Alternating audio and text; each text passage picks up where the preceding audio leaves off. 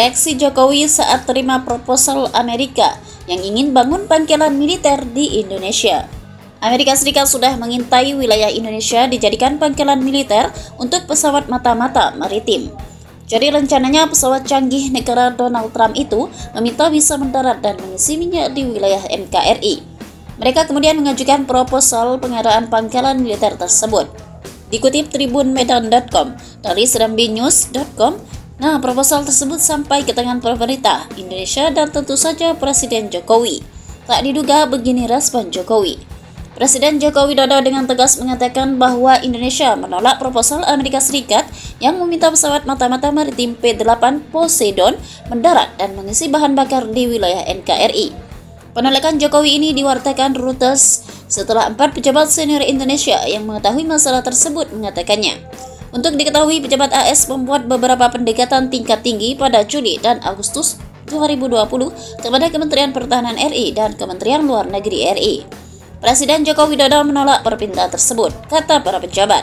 Sekretaris Presiden dan Menteri Pertahanan Indonesia serta Departemen Luar Negeri AS dan Kedutaan Besar AS di Jakarta tidak menanggapi permintaan komentar. Perwakilan Departemen Pertahanan AS dan Menteri Luar Negeri Indonesia Retno Marsudi juga menolak berkomentar. Permintaan AS untuk menjadikan Indonesia sebagai pangkalan militer pesawat mata-mata P-8 Poseidon dengan tegas ditolak. Hal ini dikarenakan Indonesia memiliki kebijakan luar negeri yang bebas aktif dan tak mengizinkan negara manapun menjadikan tanah Indonesia sebagai pangkalan militer asing.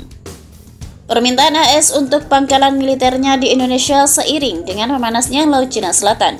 China juga tengah berusaha meningkatkan persaingan mereka untuk mendapatkan pengaruh di Asia Tenggara. Pesawat mata-mata P-8 memainkan peran penting dalam mengawasi aktivitas militer China di Laut Cina Selatan, yang sebagian besar diklaim sebagai wilayah kedaulatannya. Vietnam, Malaysia, Filipina, dan Brunei juga memiliki klaim atas zona ekonomi eksklusif atau ZEE gaya sumber daya tersebut, yang merupakan jalur perdagangan senilai 3 triliun dolar Amerika Serikat setiap tahunnya. Indonesia tidak memiliki masalah di Laut Cina Selatan yang sedang diributkan oleh beberapa negara ASEAN, tetapi menganggap sebagian Laut Cina Selatan sebagai miliknya. Indonesia secara teratur telah mengusir kapal penjaga pantai dan kapal nelayan Cina dari daerah yang dikuasai. Indonesia tidak ingin campur tangan dalam konflik dan khawatir dapat meningkatkan ketegangan antara kedua negara adidaya tersebut di Laut Cina Selatan, kata Retno kepada Reuters. Kami tidak ingin terjebak oleh persaingan ini. Indonesia ingin menunjukkan bahwa kami siap menjadi partner Anda. Dino Patijalal, mantan Duta Besar Indonesia untuk Amerika Serikat, mengatakan kebijakan anti-Cina yang sangat agresif dari AS telah membuat Indonesia dan kawasan itu ketakutan. Itu terlihat tidak pada tempatnya. Kami tidak ingin tertipu menjadi kampanye anti-Cina. Tentu saja kami mempertahankan kemerdekaan kami, tetapi ada keterlibatan ekonomi yang lebih dalam dan China sekarang menjadi negara paling berpengaruh di dunia bagi Indonesia. Kecerobohan AS, Greg Polling, seorang analis Asia Tenggara di AS, mengatakan AS yang mencoba mendapatkan hak pangkalan untuk pesawat mata-mata di Indonesia adalah contoh jangkauan yang ceroboh. Itu adalah indikasi betapa sedikit orang di pemerintah AS yang memahami Indonesia. Ada batasan yang jelas untuk apa yang dapat Anda lakukan. Dan jika menyangkut Indonesia, mereka punya kedaulatannya.